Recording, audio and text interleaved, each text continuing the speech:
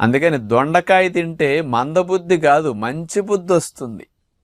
అందుకని జ్ఞాపక శక్తి పెరుగుతుంది, పిల్లలకి లెర్నింగ్ ఎబిలిటీ పెరుగుతున్నదని మరి సైంటిస్టులు చేసిన పరిశోధన చూసారు, ఎంత చక్కగా ఉపయోగపడుతుందా. కాకపోతే దొండకాయ వండుకునే తీరులో మీకు హాని కలిగించే విధంగా కూడా మీరు వండుకోవచ్చు. 2 రకాలుగా దొండకాయ వండినప్పుడు మీకు ఎక్కువ హాని జరుగుతుంది.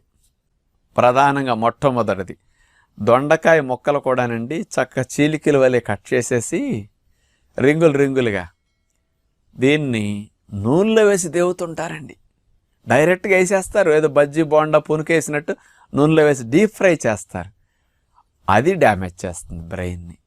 ఎందుకంటే మనకు డల్గా ఉండేటట్టు, ఎందుకంటే అవన్నీ ఫ్రీ రాడికల్ ఫార్మేషన్ జరిగిపోతాయి నూనెలో మరిగినప్పుడు.